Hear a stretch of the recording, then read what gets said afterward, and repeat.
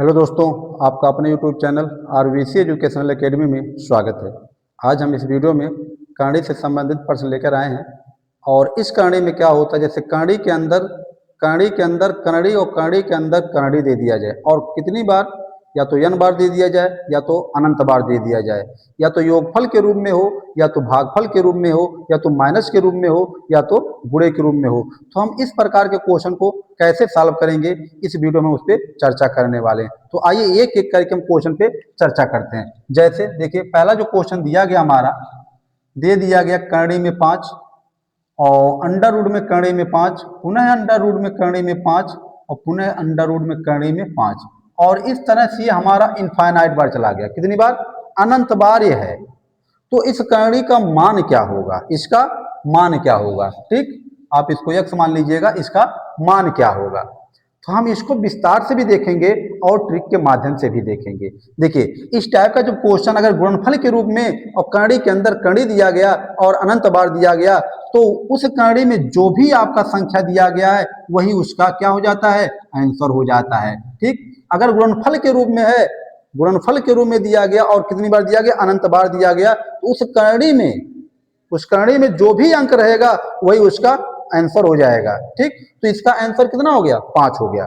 ये सीधे आप लिख सकते हैं, सीधे क्या हो गया, इसका 5 हो गया, कुछ करने की जरूरत नहीं है। अब कैसे हो गया, आइए हम इसको विस्तार से करके देखते हैं। देखिए, जैसे क्वेश्चन हमारा दिया गया x बराबर करणी में 5, पुनः करणी में 5, पुनः करणी में 5 और इस तरह से कितनी बार, इनफाइनाइट बार, यही दिया गया है।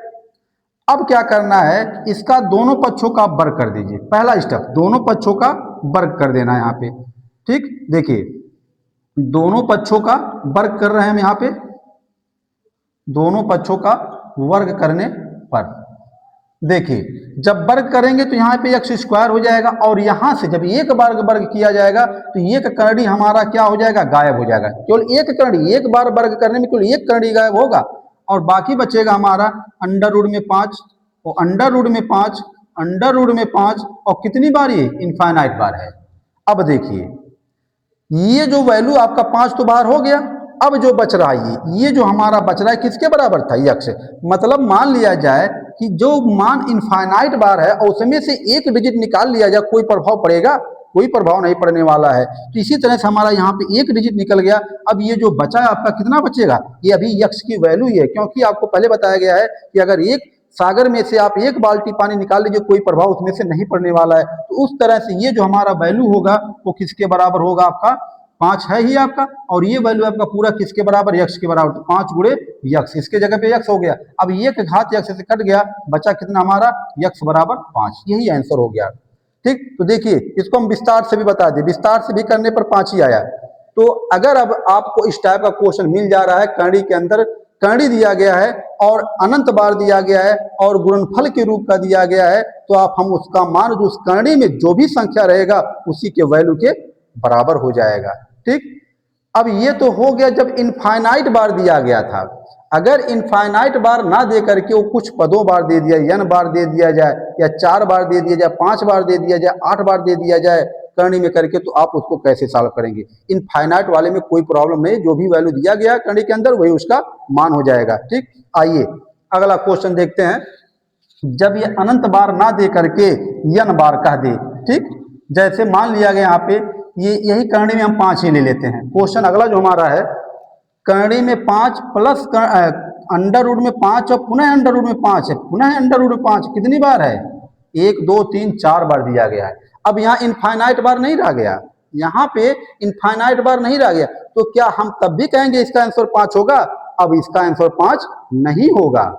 आइए हम इसको विस्तार से भी देख रहे हैं, विस्तार से देख रहे हैं पहले। ठीक, तो इसके लिए एक फार्मूला होता है, एक सूत्र है। जैसे मान लिया गया करणी में a है और पुनः करणी में a है और पुनः करणी में a है और कितनी बार ये है, n बार है। इस तरह से कितनी बार, n बार। तो इसके लिए एक फार्मूला होता है a के पावर, ये हो गया जो करणी में जो भी संख्या रहेगा उसके पावर 2 और इसके पावर n और -1 और बट्टे 2 के पावर n। ये सूत्र आपका है। कब रहेगा? जब करणी के अंदर करणी हो, गुणनफल के रूप में हो, और कितनी बार दिया हो? n बार दिया हो, तो उस कंडीशन उसको लिख सकते हैं a के पावर 2 और इसके पावर n -1/2 के पावर n। इसी सूत्र पे हम इसको रखेंगे। ठीक, तो यहाँ पे a की जगह पे हमारा 5 है और n कितनी बार है? 1 2 3 4 बार है। ठीक, अब आइए सॉल्व करते हैं इसको। तो यहाँ से x बराबर हो जाएगा, देखिए यहाँ a था और यहाँ 5 है तो हम 5 लिखेंगे, और इसके पावर 2 ऑलरेडी सब में रहेगा। अब जो n है, यहाँ पे n था, n बार था ना, और यहाँ पे हमारा 1 2 3 4 बार हो गया, तो 2 के पावर 4 और -1 घात में नहीं, माइनस इस डिजिट 2 के बगल में रहेगा, और बट्टे 2 के पावर 4। अब देखिए 5 के पावर क्या था? 2 के पावर 4, 2 के पावर 4 मतलब 16 और -1 और बट्टे 16, तो ये हो गया 5 के पावर कितना? 15 और बट्टे 16। ये आपका आंसर हो गया। 5 के पावर कितना हो गया? 15/16 हो गया। तो इस तरह से अगर कोई करणी गुणनफल के रूप में करणी के अंदर करणी दिया गया और कितनी बार? n बार दिया गया, तो हम इस सूत्र से उसकी गणना कर सकते हैं। ठीक, तो ये था आपका। और अगर आप एक तरह से और भी लगा सकते हैं इसको, जैसे आपको बता दिया गया, जैसे करणी के अंदर ये इतना दिया गया, ठीक, आप इसको सॉल्व करना चाहें तो जैसे आप 2 के पावर n कर दो। दूसरा ट्रिक बता रहे हैं, 2 के पावर n, 2 के पावर n मतलब क्या? 2 के पावर 4 मतलब कितना आ गया? 16 आ गया। कितना आ गया? 16। तो ये जो वैल्यू दिया गया ना 5, इसके बट्टे आप 16 लगा दो और अंश में इससे 1 कम कर दीजिएगा। अंश में 1 कम कर दीजिए, मतलब जो हर होगा उस हर से अंश में 1 कम घात लगा करके आप उसको लिख सकते हैं। तो यहाँ पे भी 5 के पावर 15/16 कर सकते हैं। तो आप ये गुणनफल का एक कंडीशन बताया गया, किसका? गुणनफल के लिए है। अब आते हैं हम गुणनफल के बाद योगफल के लिए। योगफल के रूप में अगर दिया रहे तब कैसे हम इसको सॉल्व करेंगे? तो गुणनफल का 2 तरीका बता दिया गया। जब गुणनफल के रूप का रहे करणी और अनंत बार दिया रहेगा, तो उस करणी में जो वैल्यू रहेगा वही उसका आंसर हो जाएगा। और दूसरा कंडीशन, जब करणी के अंदर गुणनफल के रूप में n बार दिया रहेगा, तो हम उसका क्या करेंगे? फार्मूला लगाएंगे, a के पावर 2 के पावर n -1/2 के पावर n, इस पे रख करके उस वैल्यू की गणना हम कर सकते हैं। अब आते हैं हम योगफल में। योगफल का कंडीशन जैसे है, x बराबर दे दिया गया करणी में 42 और प्लस करणी में 42 और प्लस करणी में 42, ध्यान दीजिएगा। और ये प्रक्रिया कितनी बार? अनंत बार है। कितनी बार है? अनंत बार है। ठीक, अब कह रहा है का मान बताइए, इसका मान बताना है, का मान बताइए। देखिए विस्तार करने की जरूरत नहीं है। ठीक, विस्तार करने की जरूरत नहीं है, और विस्तार करके भी इसको लगा सकते हैं। दोनों तरीके से हम बता रहे हैं, विस्तार से भी बताएंगे और ट्रिक से माध्यम से बताएंगे। आइए, तो सबसे पहले हम इसको विस्तार से ही देख लेते हैं। ठीक, तो विस्तार से देखने के लिए हम क्या करेंगे? सबसे पहले हम इसका वर्ग करेंगे। दोनों पक्षों का वर्ग कर दीजिए। दोनों पक्षों का वर्ग करने पर, तो जब हम इसका वर्ग करेंगे तो हो जाएगा यहाँ पे x²। और जब ये पहली बार वर्ग करेंगे ना, तो केवल एक रूट हटेगा, मतलब 42 हट गया, और प्लस में बचा हमारा अंडर रूट में 42 और प्लस अंडर रूट में 42 और प्लस, इस तरह से कितनी बार? अनंत बार।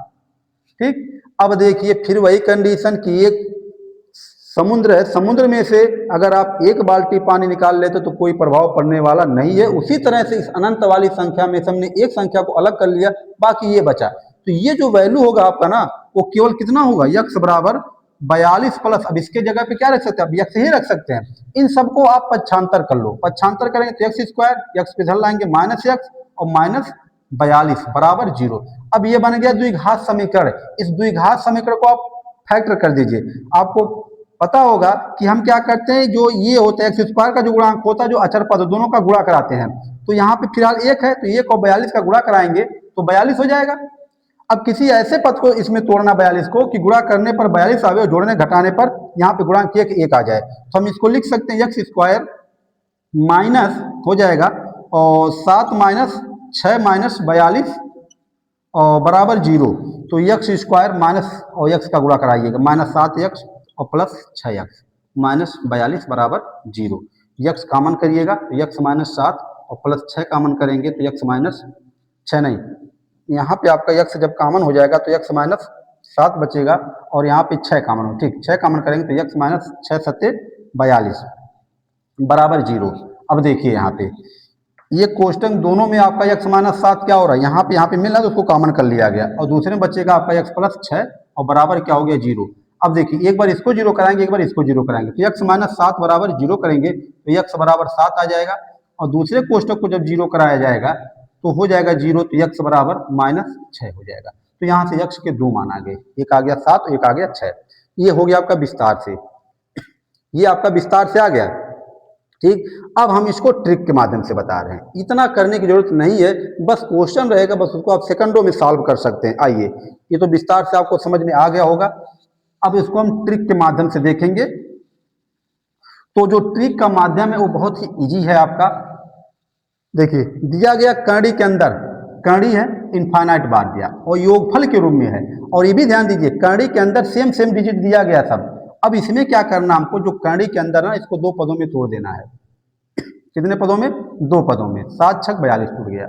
मतलब ऐसे तोड़िएगा दो पदों में कि उन दो पदों का अंतर एक आना चाहिए। अंतर कितना चाहिए, एक आना चाहिए। जैसे यही 42 है ना, इस 42 को हमने तोड़ा 7 और 6 के, 7 और 6 में इसको मैंने तोड़ दिया। अगर अब अंतर देखा जाए 7 और 6 का, तो अंतर कितना आया, 1 का अंतर आया। अंतर कितना है, तो इस तरह से कोई भी वैल्यू दे दिया जाएगा कड़ी में इनफाइनाइट बार योगफल के रूप में, तो आप उसको तोड़िएगा दो पदों में, और ऐसा तोड़िएगा कि उन दोनों पदों का अंतर एक ही आना चाहिए। अब देखिए, ये एक टूटा 7 में और ये टूटा आपका 6 में, एक 7 में टूटा एक 6 में टूटा, तो जो बड़ा वैल्यू होता है, ठीक, इसका आंसर जो हमारा आ जाएगा कितना आ जाएगा, 7 आ जाएगा। आंसर जो होगा प्लस वाले में आपका बड़ा वैल्यू लिया जाता है, प्लस वाले में क्या होगा आपका बड़ा वैल्यू लिया जाएगा। तो यहाँ पे हमारा आंसर कितना आ जाएगा, इसका 7 हो जाएगा। ठीक, इसमें देखिएगा जो बड़ा वैल्यू होता है, बड़ा मान जो होता है वो धनात्मक होता है। बड़ा मान कैसा होता है, धनात्मक होता है, और जो छोटा मान आता है आपका, छोटा मान जो होता है वो ऋणात्मक होता है। कैसा होता है, ऋणात्मक होता है। तो बड़ा मान धनात्मक और छोटा मान ऋणात्मक होता है। ठीक, तो यहां से जो बड़ी वैल्यू होगी वही आपका आंसर हो जाएगा। ठीक, ये आपका आंसर हो गया, कुछ करने की जरूरत नहीं है आपको। सीधे आपको क्या करना है, जो दिया रहेगा कड़ी में योगफल के रूप में इनफाइनाइट बार दिया रहेगा, तो कड़ी के अंदर जो संख्या रहेगा उसको आप तोड़ दीजिएगा। ऐसे दो पद में तोड़िएगा कि उन दोनों के बीच का अंतर एक आना चाहिए। जैसे यहाँ बताया गया आपको अंतर एक आया, सॉरी, तो अंतर आपका एक आना चाहिए। तो इसमें जो बड़ा वैल्यू होगा ना वही इसका आंसर हो जाएगा प्लस वाले के लिए। आइए अब माइनस वाला क्वेश्चन देखते हैं। देखिए, अगर इसी को हम माइनस कर दें, कुछ करने की जरूरत नहीं है, इसी को माइनस कर दिया जाए, ये बीच में क्या लगा दिया गया, माइनस लगा दिया गया, और इनफाइनाइट बार दे दिया गया। अब इसका मान क्या होगा, देखिए, जब माइनस हो जाएगा तब भी आप ये प्रोसेस अपनाएंगे, प्रोसेस हमारा यही रहेगा। ठीक, इसको क्या करना है, आप 42 को तोड़ दीजिएगा, 7 और 6 में तोड़ दिया गया। अब जब माइनस वाला लिया जाएगा इसमें हम क्या करेंगे, जो छोटा डिजिट होगा उसको लेंगे। अब यहाँ पे जो हमारा आंसर होगा कितना होगा, 6 होगा। ठीक, तो अब इसमें क्या होगा, अब जब अंतर वाला कंडीशन आ जाएगा ना, तो इसमें क्या हमारा होता है कि जो बड़ा मान होता है अब वो ऋणात्मक हो जाएगा। बड़ा मान क्या हो जाएगा, ऋणात्मक हो जाएगा माइनस वाले कंडीशन में, और जो छोटा मान होगा अब वो धनात्मक हो जाएगा। ठीक, छोटा मान क्या हो जाएगा, धनात्मक हो जाएगा। तो ये आपको समझ में आ गया होगा कि अगर करणी के अंदर योगफल के रूप में अगर दिया जाएगा अनंत बार करणी के अंदर करणी में, तो उसका फैक्टर करेंगे तो जो बड़ा वैल्यू आता है उसको लेते हैं, और अगर करणी के अंदर माइनस वाले करणी करणी दिए गए अनंत बार दिया गया तो उसमें हम छोटा वैल्यू लेते हैं, जो फैक्टर करेंगे, और जो अंतर मतलब जो छोटा वैल्यू रहेगा उसमें उसको हम लेते हैं। कब, माइनस वाले में, और प्लस वाले में बड़ा वैल्यू लिया जाता है। तो ये आपको समझ में अच्छी तरह से आ गया होगा। ठीक, अब हम आते हैं जो है, आइए इसी पे एक क्वेश्चन अगर और देख लिया जाए, इस पे जो है अगला क्वेश्चन, जैसे मान लिया गया यहाँ पे करणी में दे दिया गया 90, ठीक, माइनस करणी में 90, माइनस करणी में 90, और ये प्रोसेस कितनी बार है आपका, इनफाइनाइट बार है। कह रहा है इसका मान बताना है, का मान बताइए। सीधे कुछ नहीं करना है आपको, जो 90 है आप इसको तोड़ दीजिएगा। 90 को क्या करना है, तोड़ देना है, 10 गुणे 9, 10 गुणे 9। तो ये आप देखिए करणी के अंदर माइनस है ना, तो यहाँ पे जो हमारा आंसर आएगा आंसर कितना आ जाएगा, 9 आ जाएगा। माइनस वाले में छोटी वैल्यू लेना है और प्लस वाले में बड़ा वैल्यू लेना है, ठीक। तो इसका आंसर कितना आ गया, 9 आ गया। इसके बाद अगर और भी क्वेश्चन सॉल्व करना इसमें तो और भी सॉल्व कर सकते हैं। जैसे मान लिया जाए यहाँ पे हम ले रहे हैं, देखिए एक दूसरा क्वेश्चन बता रहे दूसरे टाइप का, जो अंश और हर के रूप का दिया जाए। देखिए जैसे दे दिया गया यहाँ पे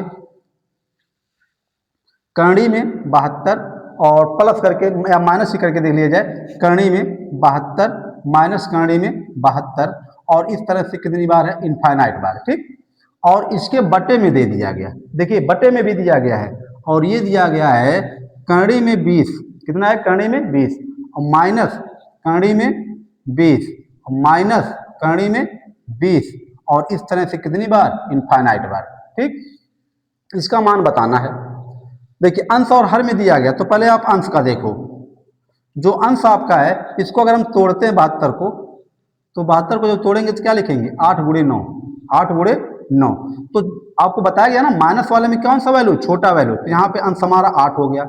इसको तोड़िए 20 को, तो जब 20 को तोड़ेंगे आप यहाँ पे तो इसको लिखेंगे 5 गुणे 4, कितना लिखा जाएगा 20 को, 5 गुणे 4 लिखेंगे, ठीक।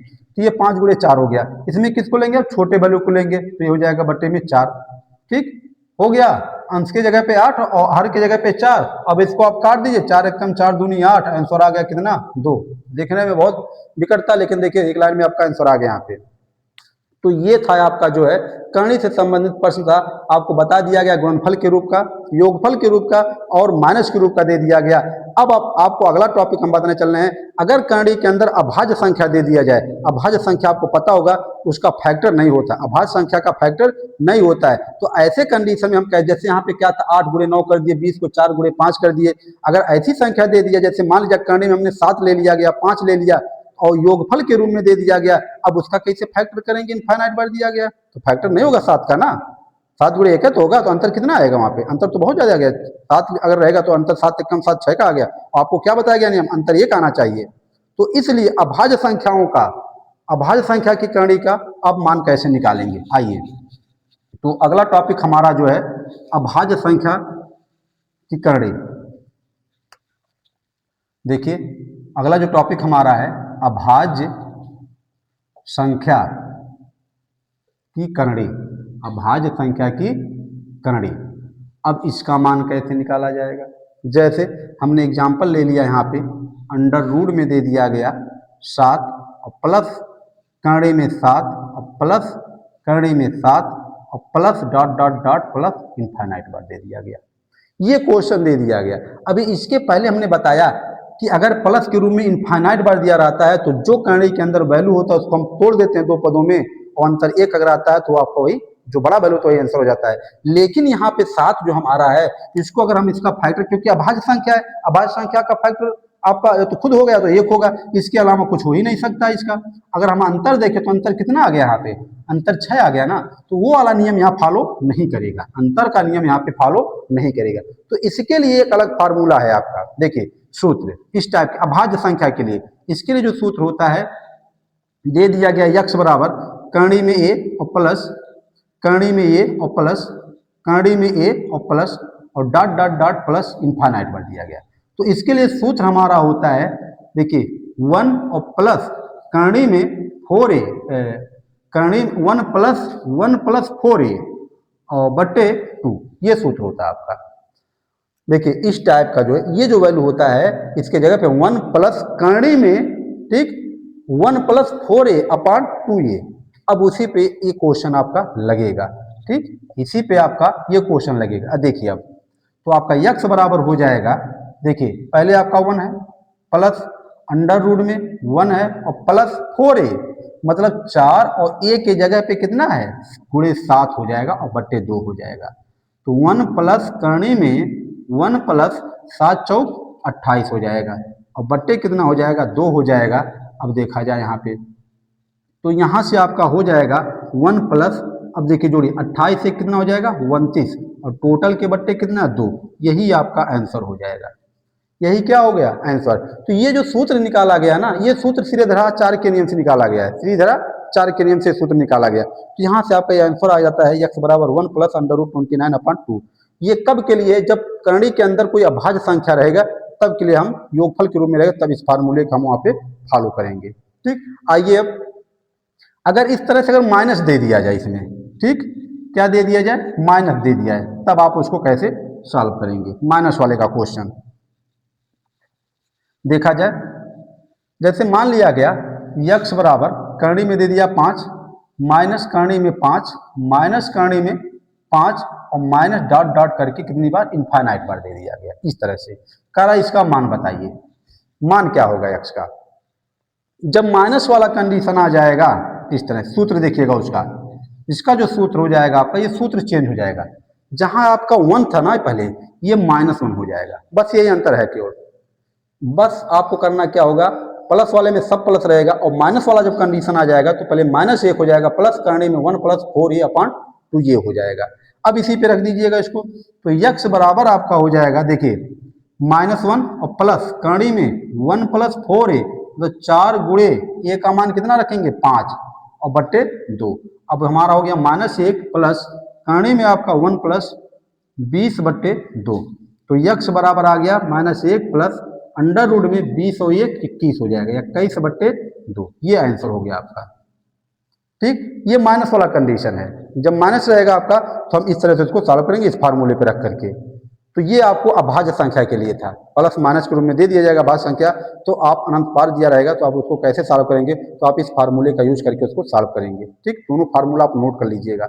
अब आएंगे, ये तो आपका प्लस और माइनस के रूप में हो गया, और आपका गुणनफल के रूप में कोई दिक्कत नहीं, जो पहले रूल बताया गया वही रूल रहेगा।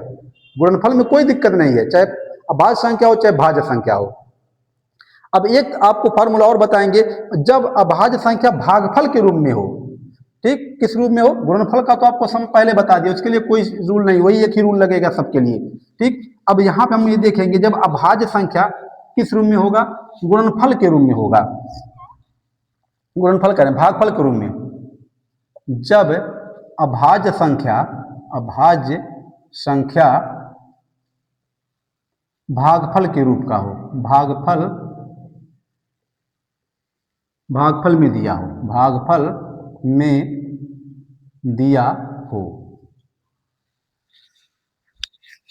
जब अभाज्य संख्या भागफल में दिया हो, जैसे हमने यहाँ पे क्वेश्चन ले रखा है, ले लिया गया, जैसे यक्स बराबर करणी में 27 भागा करणी में 27 भागा करणी में 27, और इस तरह से ये प्रोसेस हमारा जो चलेगा, कहाँ तक चलेगा, इनफाइनाइट बार चलेगा।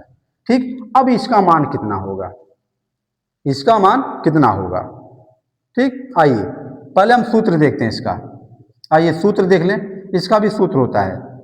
सूत्र जैसे दे दिया गया यहाँ पे, यक्स बराबर करणी में a भागा करणी में दे दिया गया यहाँ पे a, और भागा इस तरह से कितनी बार, इनफाइनाइट बार दे दिया गया। तो इसका मान क्या होता है, देखिए इसका जो मान होता है ना, जो करणी के अंदर अगर करणी अगर भागफल के रूप में हो और अनंत बार हो, तो इसका जो मान होता है हमारा a का घनमूल हो जाता है। इस a का क्या हो जाता है, घनमूल हो जाता है। बस यही याद रखना आपको। अब देख लेते हैं पहले आया कैसे, पहले हम इस पे चर्चा करते हैं, ये आया कैसे इतना। अब इसको थोड़ा विस्तार से इसको प्रूव करके देखते हैं। देखिए इसको सिद्ध करना है हमको, सिद्ध करके भी दिखा दे रहे हैं आपको। जैसे यही दिया गया तो पहले आप दोनों पक्षों का क्या करिएगा, वर्ग कर दीजिएगा। ठीक, वर्ग करने पर अब जब वर्ग किया जाएगा तो यहाँ से हमारा x² और यहाँ से पहली करणी आपका हट जाएगा, बचेगा a, और भागा हो जाएगा आपका करणी के अंदर a और भागा करणी के अंदर a और भागा कितनी बार, इनफाइनाइट बार। फिर वही प्रोसेस, अनंत बार में से एक वैल्यू छूट भी गया तो कोई दिक्कत नहीं है। अब ये जो वैल्यू हमारा होगा ना, यक्स के बराबर होगा, a भागा कितना हो जाएगा, इसके जगह क्या रखेंगे आप, यक्स रखेंगे, यक्स हो गया। अब ये आपका हो जाएगा x² बराबर a बट्टे यक्स, भाग मतलब क्या, बट्टे हो गया। अब इसका क्रॉस मल्टीप्लाई कर दीजिएगा आप, क्रॉस मल्टीप्लाई करेंगे तो x³ हो जाएगा, x³ बराबर कितना आ गया, a आ गया। देख रहे हैं ना, x² गुणे x गुणा कराएंगे x³ हो जाएगा, तो बाकी बचा कितना, राइट साइड a बचा। तो अब x का मान चाहिए ना, तो x बराबर a³ है, जैसे स्क्वायर होता तो वर्गमूल लेते हैं, यहाँ क्यूब है तो इसका घनमूल। ये आ गया आपका x का मान कितना, a का घनमूल आ गया। अब देखिए ये सूत्र आपका सिद्ध हो गया। आपको जो सूत्र बताया इसका बराबर इतना होता है, अब देखिए ये आपको प्रूव करके भी दिखा दिया गया। अब ये जो दिया गया आपका क्वेश्चन, यक्स बराबर करनी में 27 भागा करनी में 27 भागा करनी में 27 कितनी बार? अनंत बार। अब इसका मान क्या होगा? आप सीधे लिख सकते हैं यहाँ पे कितना, करनी में 27 का घनमूल बराबर कितना आ गया? 3 आ गया। बस आंसर हो गया। ये आंसर कितना आ गया? 3 आ गया। आइए दूसरा क्वेश्चन देखते हैं। अगर मान लिया जाए, हम यहां पे जो है दूसरा मान ले लिया जाए, जैसे कड़ी के अंदर ले लेते हैं हम यहाँ पे यक्स बराबर कड़ी के अंदर 25 भागा कड़ी के अंदर 25 भागा कड़ी के अंदर 25 और भागा कितनी बार है? ये इनफाइनाइट बार है। कितनी बार? इनफाइनाइट बार। अब इसका मान क्या होगा? अब देखिए यही सूत्र बताया गया। सूत्र जो बताया गया सीधे आप क्या करेंगे, करनी में 25 लिखिएगा और इसी का घनमूल हो जाएगा। करनी में 25 और इसका घनमूल निकाल दीजिएगा, यही इसका आंसर हो गया। कुछ करने की जरूरत नहीं है। तो ये था करनी से संबंधित अनंत वाले कंडीशन के लिए आपको कई सारे प्रोसेस बता दिए गए। तो आशा करते हैं आपको वीडियो अच्छा लगा होगा। यदि वीडियो अच्छा लगा इसको लाइक करिए, शेयर करिए और चैनल को सब्सक्राइब करिए। धन्यवाद।